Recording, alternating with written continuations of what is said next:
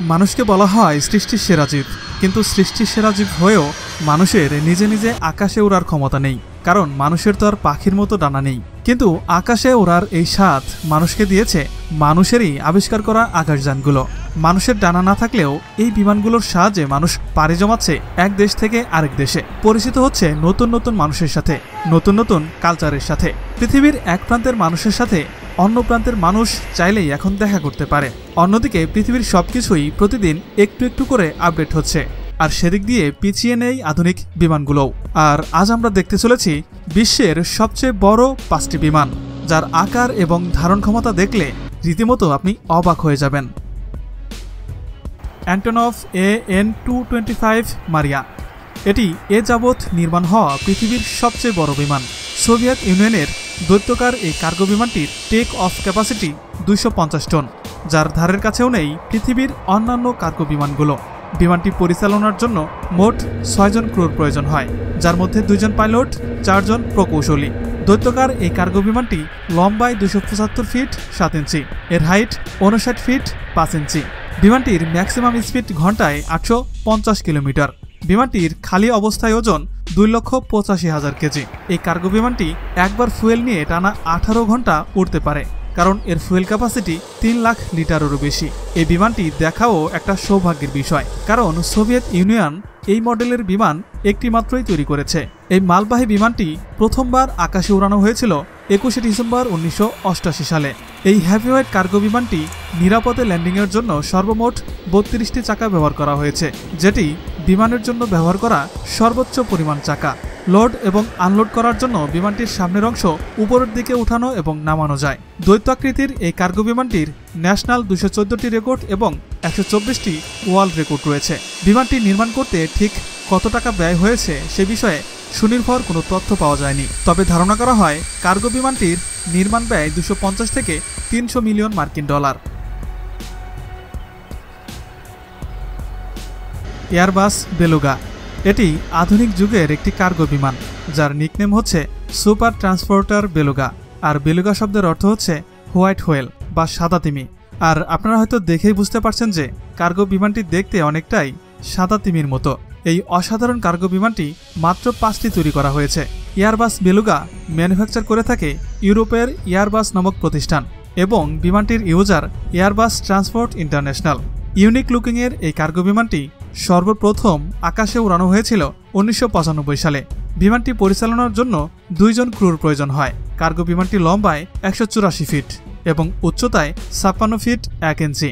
বিমানটি 1,55,000 KG wait নিয়ে take off করতে সক্ষম। আর বিমানটি তৈরি করা হয়েছে সাধারণ বিমানগুলোর বিভিন্ন অংশ ক্যারি করার জন্য, কারণ একটি বিমানের সবকিছুই কিন্তু একটি কোম্পানি তৈরি করতে পারে না, যার কারণে বিমানের বিভিন্ন বডিপার্টসগুলো কারখানায় এক জায়গায় করার জন্যই মূলত এই এয়ারবাস বেলুগা বানানো হয়েছে। এয়ারবাস বেলুগাতে ব্যবহার করা হয়েছে রোলস রয়েসের ট্রেন্ট 700 টার্বোফ্যান ইঞ্জিন। এয়ারবাস বেলুগার প্রতি ইউনিটের দাম 183 million euro. Boeing 747 Dreamlifter. এটি বোয়িং এবং এভারগ্রিন যৌথভাবে তৈরি করা একটি কার্গো বিমান। এই ড্রিম লিফটার বিমানটি সারা বিশ্বে মাত্র 4টি রয়েছে, আর এই কার্গো বিমান 4টির ইউজার এটলাস এয়ার এবং বোয়িং নামক 2টি কোম্পানি। এই কার্গো বিমানটি 2 জন ক্রু দ্বারা পরিচালনা করা হয়। বিমানটি লম্বায় 235 ফিট, উচ্চতায় 70 ফিট 8 ইঞ্চি। বিমানটি 3,64,235 কেজি ওজন নিয়ে টেক অফ করতে সক্ষম। বিমানটির maximum fuel capacity 52,609 US gallon. উচ্চ ক্ষমতা বিশিষ্ট এই ড্রিম লিফটার কার্গো বিমানটিতে ব্যবহার করা হয়েছে মোট 4টি ইঞ্জিন। বিমানটি ঘন্টায় 474 কিলোমিটার বেগে উঠতে সক্ষম। বিমানটি দেখতে অনেকটা এয়ারবাস বেলুগার সাথে মিলে গেলেও দুটির কার্যক্ষমতার ব্যবধান রয়েছে। তাছাড়াও এয়ারবাস বেলুগার লোড আনলোড নোজ পয়েন্ট দিয়ে করা হয়ে থাকে। অন্যদিকে ড্রিম লিফটারের লোড আনলোড বিমানটির পেছনের অংশ দিয়ে করা হয়। আর এই ড্রিম লিফটারও বিমানের বডি পার্টস আনা নেওয়ার জন্য ব্যবহার করা হয়ে থাকে। আর এই ড্রিম লিফটার কার্গো বিমানটির প্রতি ইউনিটের কস্ট 232 মিলিয়ন মার্কিন ডলার। C5 Galaxy. এটি আমেরিকান সেনাবাহিনীর ট্রান্সপোর্ট এয়ারক্রাফট, যা বিভিন্ন ভারী যানবাহন সহ প্রয়োজনীয় ভারী জিনিসপত্র এক স্থান থেকে আরেক স্থানে নিয়ে আনার জন্য ব্যবহার করা হয়ে থাকে। বিশাল আকারের এই ট্রান্সপোর্ট বিমানটি ম্যানুফ্যাকচার করে আসছে লকহিড কর্পোরেশন। C5 গ্যালাক্সি বিমানটি প্রথমবার আকাশে উড়ানো হয়েছিল 30 জুন 1968 সালে। বিমানটির ইউজার আমেরিকান এয়ারফোর্স। C5 বিমানটি পরিচালনার জন্য মোট 7 জন ক্রুর প্রয়োজন হয়। বিমানটি লম্বায় 247 ফিট 1 ইঞ্চি, উচ্চতায় 65 ফিট 1 ইঞ্চি, যার কারণে এটি বিশ্বের সবচেয়ে বড় এয়ারক্রাফটগুলির মধ্যে একটি।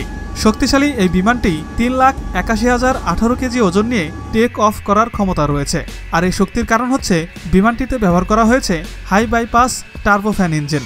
বিমানটির ম্যাক্সিমাম স্পিড ঘন্টায় 856 কিলোমিটার। বিমানটি টেক অফ করার জন্য 5,400 ফিট রানওয়ের প্রয়োজন হয় এবং ল্যান্ডিং করার জন্য 3,600 ফিট রানওয়ের প্রয়োজন হয়ে থাকে।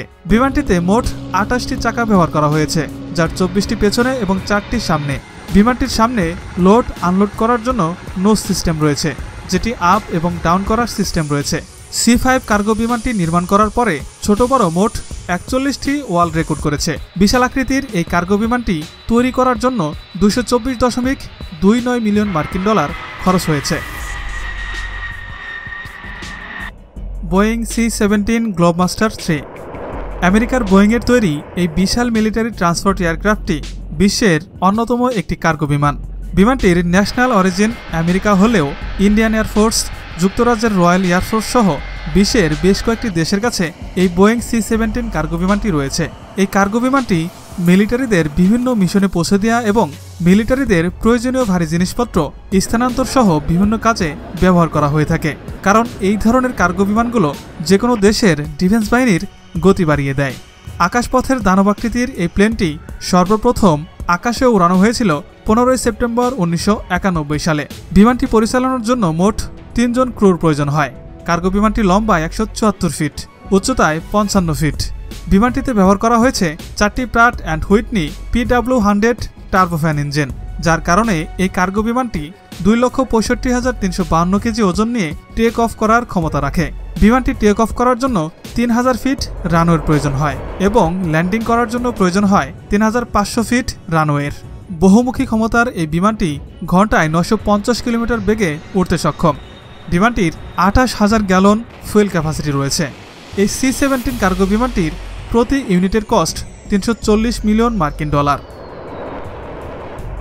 তো বন্ধুরা, আমাদের আজকের ভিডিওটি এ পর্যন্তই। কোন বিমানটি আপনার কাছে সবচেয়ে বেশি ভালো লেগেছে তা জানাতে একদমই ভুলবেন না। আর এই ধরনেরই জানা অজানা সব ভিডিও পেতে আমাদের চ্যানেলটি সাবস্ক্রাইব করে পাশের বেল বাটনটি প্রেস করে দিন। ভালো থাকবেন সবাই। আল্লাহ হাফেজ।